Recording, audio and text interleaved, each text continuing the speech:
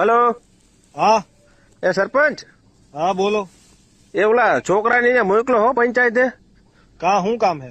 Coupon અને આધાર card લઈને મોકલો હે. હા રાશન લેવાનું બાકી છે. અરે ના, તો? રાશન હું આ સંક્રાંત નથી આવતી. હા હા હા તો મને તલાટી મળ્યા છે, તેને મને કીધું કે છોકરાને મોકલજો કે કૂપન ને આધાર કાર્ડ લઈ હા અને પંચાયતે મોકલજો સરપંચ પાસે કે એક સભ્ય દીઠ 5-5 પતંગો આપે છે કે. હે શું આપે? સભ્ય દીઠ 5-5 પતંગો, અમારી 4 જણાની સભ્ય છે ને. હા હા તો 20 પતંગો છોકરાને આપી દેજો. કૂપન ને આધાર કાર્ડ લઈને મોકલો હે પંચાયતે. કીધું કોણે કે આવું મળે છે અહીંયા? અરે તલાટી ભેગા છે, મને કીધું સરપંચ ને કીધું આપશે ઈ કે. મેં એને કીધું કૂપન માં કોઈ તમને પતંગો આપેલા? એટલે ભાઈ આપે જ ને, કાન આપે, અત્યારે સરકાર બધું આપે છે. એટલે તમે હાલી નીકળાવો ગામમાં. હવે અત્યારે હું કઈ બોલતો નથી એટલે તમે ઊંધું દરેક બાફા મંડો છો બધું.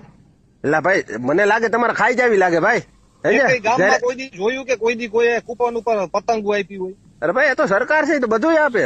ખાંડ, કાંઈ ન ચોખા, આપે. દૂધ, પાણી, તેલ બધું આપે, પતંગો આપે. એમાં શું વાંધો તમને? તમારે બે કોઈ વખત દેવી. સ્કીમ બહાર નથી પાડી, બરાબર? આવું કઈ આપતું નથી. તમે હે ને ભાઈ દર વખતે મને કયો કે કૂપન ઉપર ભજીયા આપો, કૂપન ઉપર ઓલું આપો, દર વખતે માગો છો. આ વખતે પતંગ માંગી. ટૂંકમાં તમારે પતંગો ખાઈ જાવી એમ કયો ને.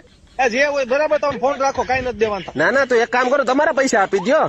હું શું કામ આપું? એટલે તો આ તો સરકાર ના દે તો તમે આપો. અરે સરકાર દે કે નો દે, પણ અમે કઈ પતંગો દેવા બેઠા? તમે વાત તો જો કરો. હાવ હવે ગધેડાને તાવ આવે એવી. આપો ગધેડાને